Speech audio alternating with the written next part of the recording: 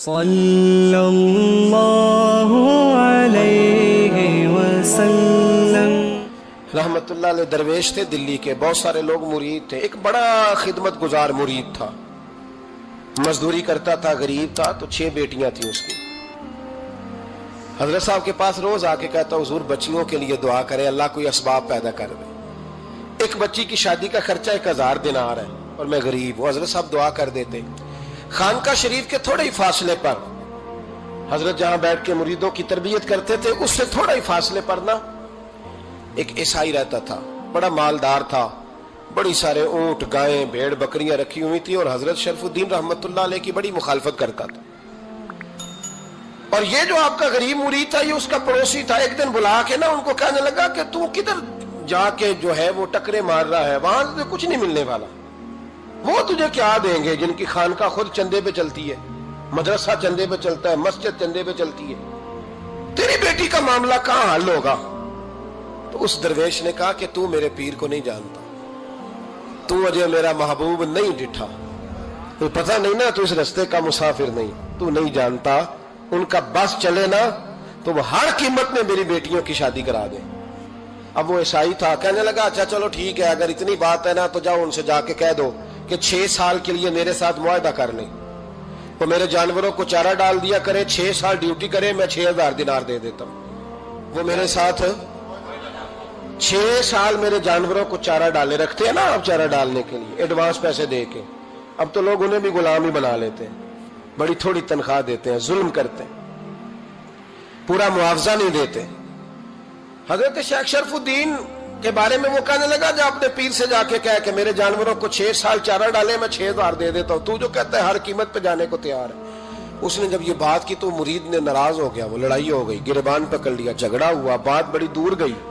اس طرح کی بات کرتا میرے حضرت کے بارے میں، تیرے جیسے کئی میں وہاں کام پہ رکھا دوں۔ جب وہ بڑی بحث ہوئی، بات محلے میں، علاقے میں پھیل گئی، دنیا نے سن لی، تو شیخ شرف الدین تک بھی پہنچ گئی۔ اس طرح جھگڑا ہوا ہے، لوگ سو گئے عشاء کی نماز کے بعد۔ حضرت صاحب نے نا سر پہ کپڑا لیا، اس عیسائی کے دروازے پہ دستک دی، وہ باہر آیا، فرمانے لگے لوگ تو سوچ سمجھ کے ملازم رکھتے ہیں، تو نے بھی تو سوچ ہی لیا ہوگا، تبھی تو مجھے آفر کی ہے، تو اپنی آفر پہ قائم ہے، واقعی مجھے رکھ لے گا اور 6000 دینار دے دے گا؟ کہنے لگا جا بابا کام کر اپنا۔ فرمایا نہیں، تو نے اتنے لوگوں میں بات کی، اتنی بحث ہوئی، تو قائم ہے؟ کہنے لگا میں تو قائم ہوں، پر آپ نے نہیں قائم رہنا۔ فرمایا میں سوچ سمجھ کے آیا ہوں۔ اس نے کہا آپ ڈیوٹی کریں گے، بھینسوں کو چارہ ڈالیں گے؟ فرمایا ایک شرط، بس جب اذان ہو جائے نا تو مجھے رب کی نماز پڑھنے کی اجازت دے دینا، باقی صبح و شام جو تو کہے گا۔ اگر اس غریب کی بیٹیاں بیائی جائیں تو مجھے اور کیا چاہیے، اس کی 6 بیٹیوں کا بوجھ ہے اس کے سر پہ، تو مجھے رکھ لے۔ اللہ اکبر۔ وہ کہنے لگا چلے پہ میرے ساتھ خط بندگی کر لیں، آج کل ہم اسٹامپ کرتے ہیں، اس زمانے میں خط بندگی ہوتا تھا، غلامی کا خط، قاضی شہر کے پاس، یعنی اس کا خیال تھا کہ چلو اسٹامپ کی بات کروں گا تو بھاگ جائیں گے۔ فرمایا چل میں تیار ہوں۔ قاضی تک گئے، طے ہو گیا، 6000 دینار دے دیے۔ حضرت نے مرید کو بلایا، فرمایا پتر یہ لے جا، جا میری بیٹیوں کو روانہ کر دے۔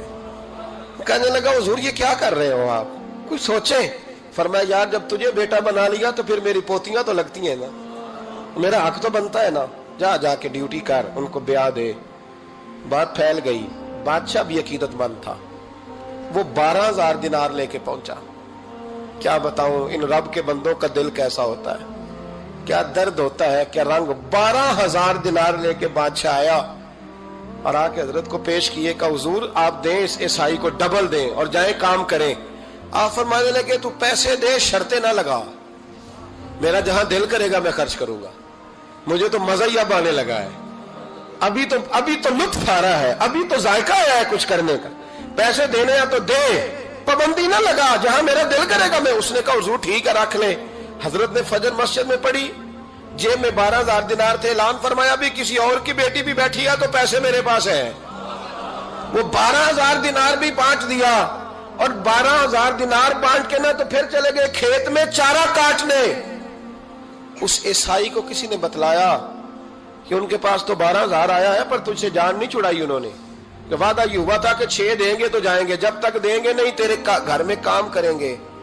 وہ نا چارہ کاٹ رہے تھے، حضرت صاحب تو وہاں پہنچ گیا، دور جا کے کھڑا ہو گیا، کہنے لگا بابا پہلے تو میں نے مسلمانوں کے اخلاق سنے تھے، اب تو میں نے دیکھ بھی لیے، پر یہ بتا جب 12,000 آیا تھا جان کیوں نہیں چھڑائی؟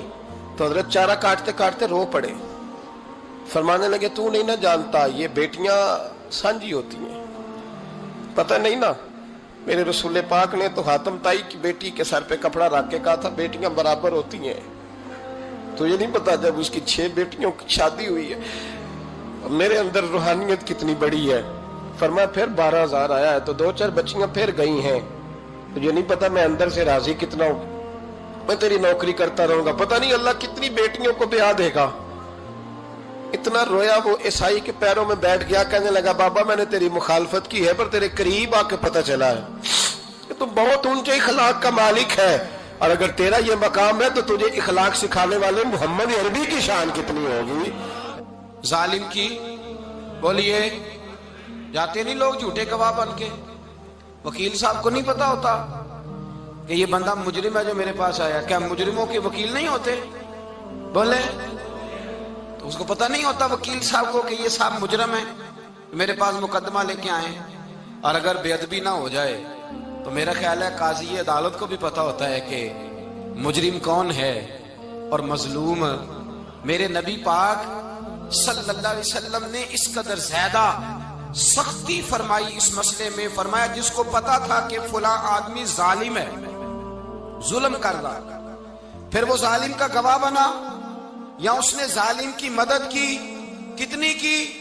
شارحین لکھتے ہیں چاہے اس نے ایک جملہ بول کے کی، چاہے ایک، سارے بولیے، چاہے ایک غریب کو اس نے ظلم کیا تو کہتے ہیں علاج یہ سی، چاہے ایک جملہ بول کے کی، شارحین اس حدیث کی شرح میں لکھتے ہیں ایک جملہ بول کے چاہے مدد کی، جس بندے نے کسی ظالم کی مدد کی کسی مقدمے میں یا کسی صورت میں اور اسے پتا تھا یہ ظالم ہے، میرے نبی پاک صلی اللہ تعالیٰ علیہ وسلم فرماتے ہیں اگر اس نے مدد کی، ابھی ظالم کی بات نہیں ہو رہی، ظالم کے مددگار کی بات ہو رہی، اگر کسی نے ظالم کی مدد کی تو حضور فرماتے ہیں خدا بھی اس سے بری و ذمہ ہے، رسول بھی اس سے بری و ذمہ ہے۔ سنبھال کے رکھے اپنی نمازیں، قربانیاں، حج، زکوٰۃ سنبھال کے رکھے۔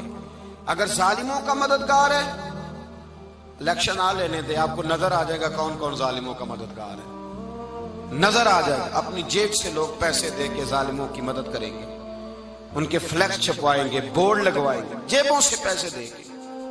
ہم نے خود آگ لگائی ہے چمن میں اپنے، بے سبب گردشی ایام کو الزام نہ دو، ہم نے خود نور کا ظلمت سے کیا ہے سودا، کر کے توہین سحر شام کو الزام نہ دو۔ ظالموں کے مددگار میدان میں آ گئے، یہ چھوٹا لفظ نہیں، میرے حبیب پاک صلی اللہ علیہ وسلم نے فرمایا جو ظالم کا مددگار ہے سن لے جو سجن کے ساتھ کچہری جاتا ہے، وہ یاد رکھے جو دوست کا گواہ بنتا ہے، وہ یاد رکھے جو کہتا ہے میں مانگی گیا تھا، مجھے بلایا گیا تھا قبضہ چھڑانے کے لیے کسی غریب بیوہ کی جائیداد پہ، وہ سن لے تو مدد کر کے نہیں آیا، تو خدا کے ذمے سے نکل گیا ہے۔ رسول پاک نے فرمایا تیرا میرا تعلق ختم ہو گیا، تو ظالم کا مددگار ہو گیا۔ پھر تو کہتا ہے میں بے چین ہوں، میں بے قرار ہوں، میں آزمائش کا شکار ہوں، پلٹ کے دیکھ تو صحیح تیرا گناہ کتنا بڑا ہے۔ میرے نبی پاک صلی اللہ علیہ وسلم کا ایک اور فرمان سن لیں، ابن ماجہ ابو داؤد میں موجود ہے، اس حدیث کو آپ نے یاد کر لینا ہے، کر لیں گے انشاءاللہ، سارے کہیے انشاءاللہ کر لیں گے یاد۔ حضور صلی اللہ علیہ وسلم نے فرمایا اگر تو ظالم کی مدد کرے گا نا، یہ لفظ دل کی تختی پہ لکھ لینا، یہ مکافات عمل ہے، مکافات عمل دنیا، ادھر کرو گے تو ادھر بھرو گے۔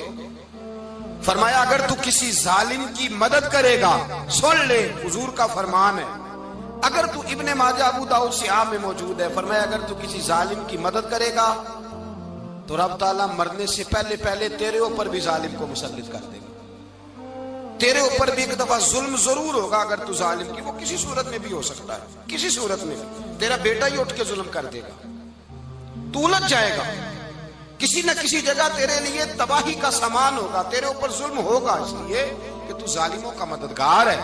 چاہیے یہ تھا کہ تو مظلوم کی مدد کرتا، انسانی ایمانی یقین کا فریضہ سر انجام دیتا، تو ظالموں کا مددگار ہو گیا۔ ٹٹول کے دیکھ لیں रिजल्ट निकाल के देख लें, हमारे जमाने में जालिमों के मददगार ज्यादा है। इतनी लंबी जुबानें निकाल के जालिमों की मदद करते हैं। बड़े बड़े कालम नवीस अल्लाह ने उन्हें कुदरत दी लिखने की, तो अपना कलम जालिमों की मदद में खर्च करते हैं। वो लोग जिनको अल्लाह तबारक व तआला ने कुदरत दी, हिम्मत दी, ताकत दी, कुछ लोग उनके हल्का अहबाब में वो अपने लोगों को इस्तेमाल करके जालिमों की मदद करते हैं, जालिमों की मदद करते हैं। मेरे नबी करीम सैयद आलम नूर मुजस्सम सल्लल्लाहु अलैहि वसल्लम ने फरमाया, अगर तूने जालिम की मदद की तो जब तक तू तौबा नहीं करेगा रब तुझसे नाराज ही रहेगा। अल्लाह तुझसे, और भाई जिससे रब भी नाराज हो गया, न खाना न पीना न सोना न जागना न नींद, फिर तेरी हर चीज तेरे लिए आजमाइश हो जाएगी, फिर तेरा साया भी तेरे लिए खौफ का सामान बनेगा, फिर जिंदगी जीती जागती लाश बन जाएगी, तो अपने कंधों पर अपनी मैयत उठाए फिरेगा जब तू जालिम का मददगार होगा। और नबी पाक सल्लल्लाहु अलैहि वसल्लम ने फरमाया, जालिमों का मददगार भी जालिम होता है। जालिमों का मददगार भी, सारे बोले, जालिमों का मददगार भी नहीं, को नहीं, आप सारे नहीं बोले, एक दफा बोले, जालिमों का मददगार भी, पक्की बात है, जालिमों का मददगार भी। अल्लाह अकबर। जिसका यराना हो, जिसका दोस्ताना हो, जो कहे मैंने ना इसको औखे वेले के लिए जालिम को याद रखा हुआ है। कभी मुश्किल में रखे नहीं हुए लोगों ने जालिम दोस्त, कहते मैंने रखे हुए हैं, बल्कि हमारे देहात में तो कहते हैं मैंने बाजू बनाए हुए हैं। किसको बाजू बना लिया? जालिम भी कभी बाजू होता है, जो जुल्म की तलवार लिए मैदान में खड़ा है। कारून, हामान, फिरौन, नमरूद का हाल नहीं लोगों ने देखा? अपने जमाने में आपने कितने लोग नहीं देखे जिनके साए से, आवाज से लोग कांपते थे? फिर पुलिस की गाड़ियों में वो इस तरह मुर्दा पड़े कि दुनिया ने तमाशा देखा उनका। ये रंग हमने देखे नहीं अपने आंखों से। फरमाया, जालिम का मददगार भी, जो कार में बिठा के लेके गया वो भी जालिम, जिसने चाय पिलाई वो भी, जिस शख्स ने खाना खिलाया वो भी, जो कचहरी तक साथ गया वो भी, जिसने फ्लेक्स के नीचे, बड़े शराबी के नीचे छोटी अपनी फोटो लगाई वो भी, जो वोट की पर्ची डालने गया वो भी। कह देना बाहर निकल के कि हजरत साहब ने सियासी तकरीर की है, कह देना, पर बात तो सच्ची है ना। खू करे हम तो से थोड़ा सा गिला भी सुन ले, खू करे हम तो से थोड़ा सा भी गिला। इमाम मालिक के पास एक बंदा आया, उसने कहा, हुजूर मैं दर्जी हूं, एक जालिम बादशाह मुझसे कपड़े सिलवाता है, मैं तो जालिमों का मददगार नहीं ना। एक जालिम बादशाह मुझसे, हुजूर मैं तो मददगार नहीं ना जालिमों का। जो फरमाया जालिमों का मददगार भी जालिम होता है, तो कपड़े लेके आता है, मैं सी के दे देता हूं, जिम्मेदारी नहीं। ये एक आदमी दुकानदार है, उससे कोई बंदा चीज खरीदने आएगा तो थोड़ी कहेगा मैंने नहीं देनी, तो देगा। कोई बंदा अगर किसी शख्स से कोई काम कहता है जो उसकी फील्ड है, उसका शोबा है, उसका मुआश का वो सिलसिला है, कहते हैं या रसूल अल्लाह सल्लल्लाहु अलैहि वसल्लम जालिमों का मददगार भी जालिम, हुजूर ने फरमा दिया। तो इमाम मालिक से बंदे ने मसला पूछा, दिल की तख्ती पे लिखने वाली बातें हैं। कहा, हुजूर मैं दर्जी हूं, जालिम कपड़े सिलवाते हैं, मैं तो मददगार नहीं ना। इमाम साहब कहने लगे, नहीं, मददगार तो वो होगा जो तुझे सुई धागा फराम करेगा। तू तो पूरे कपड़े सी के देता है, तू तो खुद बहुत बड़ा जालिम है। तो पूरे सूट सी के देता है, तू तो बहुत बड़ा जालिम खुद है। मददगार तो वो होगा जो तुझे धागा देगा, जो तुझे बटन देगा, जो तुझे नलकी देगा। जो जालिम से इतनी नफरत, जुल्म करके बंदा है। यहां तो हमारे जमाने में हीरो बन जाते हैं लोग, जालिम हीरो है, लोग उससे डरते फिरते हैं, घूमते फिरते हैं, और बहुत सारे कम मिजाज लोग उसके पीछे हाथ बांध के फिरते हैं। जालिमों की मदद करना, जालिमों के साथ रहना, ये जुल्म है, जुल्म, ये ज्यादती है।